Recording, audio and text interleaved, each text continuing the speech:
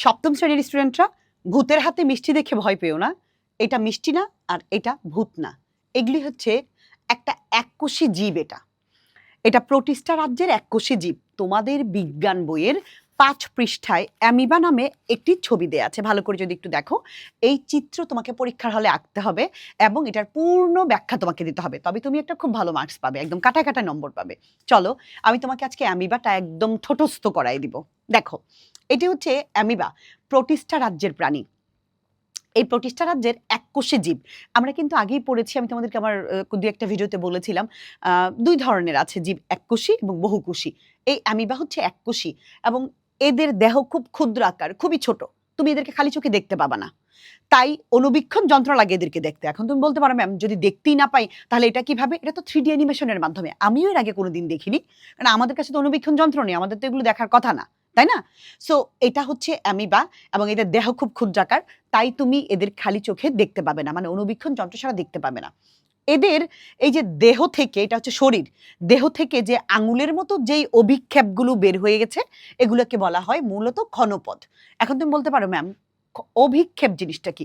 অভিক্ষেপ কথার মানে হচ্ছে বাইরের দিকে বের হওয়া অংশ, অর্থাৎ দেহ থেকে আঙুলের মতো বাইরের দিকে বের হওয়া যে অংশ, এগুলোকে বলা হচ্ছে মূলত ক্ষণপদ। এই যে এই জিনিসগুলোকে বলা হচ্ছে মূলত ক্ষণপদ। আর এই ক্ষণপদের সাহায্যেই মূলত এরা চলাফেরা করে। এরা চাইলে এদের শরীরকে মানে যে কোনো আকারে পরিবর্তন করতে পারে। চাইলে সংকুচিত হয়ে এরকম হয়ে যেতে পারে, আবার চাইলে এরকম ছড়িয়ে পাতলা হয়ে, পাতলা একদম পর্দার মতো হয়ে যে কোনো জায়গা দিয়ে এরা চলাচল করতে পারে। এই যে তাহলে এগুলো কি? ক্ষণপদ। এবার আসি, এদের দেহে 3 ধরনের গহ্বর আছে। উচ্চারণটা গহ্বর, লিখলে গহব্বর, কিন্তু উচ্চারণটা গহ্বর। সো এই 3 ধরনের যে গহ্বর আছে, প্রথমত হচ্ছে এগুলোকে বলা হচ্ছে খাদ্য গহ্বর, আরেকটা আছে পানি গহ্বর, আরেকটা আছে সংকোচন গহ্বর। এই যে তুমি খাবার যে দেখতে পাচ্ছ না, এই যে এই জায়গার মধ্যে এগুলোতে ছোট হলুদ হলুদ, এগুলো হচ্ছে খাবার আটকে আছে। সো এগুলোকে বলে খাদ্য গহ্বর। আর এই জিনিসটাকে, যে মিষ্টিটা, এটাকে বলে নিউক্লিয়াস। কারণ কোনো একটা কোষ যদি সুগঠিত কোষ তুমি দেখতে চাও, নিউক্লিয়াস ছাড়া তো ওই কোষটা সুগঠিতই হবে না। সো এটার মধ্যে, এটাকে বলে লাল মিষ্টির মতো যেটা গোলাপি রঙের, এটা হচ্ছে তোমার লাল না গোলাপি, এটাকে বলা হচ্ছে নিউক্লিয়াস। আর এটা হচ্ছে খাদ্য আটকে আছে মানে খাদ্য গহ্বর, এটাকে বলে মাইটোকন্ড্রিয়া। আর এই যে বড় যে গহ্বরটা দেখতে পাচ্ছ, গোল ফাঁপা যে জিনিসটা, এটাকে বলে সংকোচন গহ্বর। সংকোচন কেন? এটা চাইলে এটার সাহায্যে এটা যেরকম সংকুচিত হতে পারে, আবার চাইলে এরকম ছড়িয়ে যেতে পারে।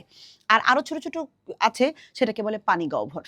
তাহলে আমরা 3 ধরনের গহ্বর পেলাম, নিউক্লিয়াস পেলাম, এগুলোকে বলা হয় আঙুলের মতো ক্ষণপদ, যে কোনো দেহের আকার পরিবর্তন করতে পারে। আণুবীক্ষণিক যন্ত্র ছাড়া আমরা এদেরকে দেখতে পাই না এবং এরা হচ্ছে এককোষী জীব। অনেকগুলো বৈশিষ্ট্য কিন্তু আমরা এখান থেকেই পেয়ে গেলাম। আরো কি আছে চলো তো একটু বই দেখি।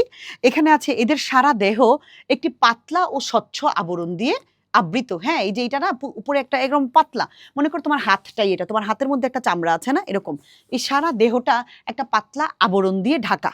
ঠিক আছে, এরপরে তোমাকে বলেছে একে প্লাজমা লেমা বলে। তাহলে যদি আমাদের পরীক্ষায় প্রশ্ন আসে প্লাজমা লেমা কোনটা, অ্যামিবার দেহ যে পাতলা পর্দা দিয়ে মানে আবৃত, সেটাকে বলা হচ্ছে প্লাজমা লেমা।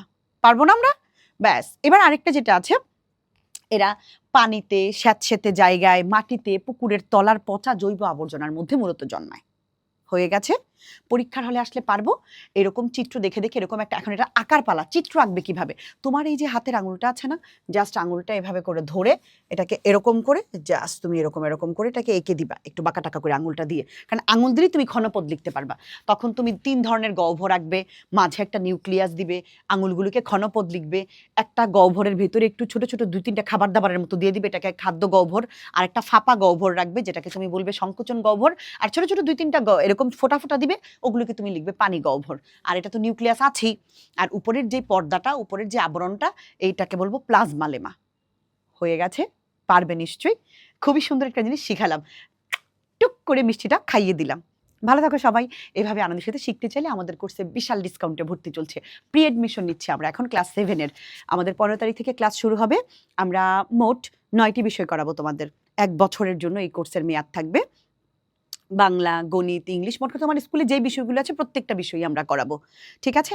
সপ্তাহে 5 দিন ক্লাস হবে তোমাদের, সন্ধ্যা 6টা থেকে রাত 8টা পর্যন্ত। আমরা 4 জনে মিলে তোমাদের কোর্সটা কমপ্লিট করে দিব। সুস্থ থাকো, ভালো থাকো সবাই। আরো বিস্তারিত যদি জানতে চাও আমাদের কোর্স সম্পর্কিত, 01830302122 এই নম্বরে হোয়াটসঅ্যাপ আছে, যোগাযোগ করতে পারো।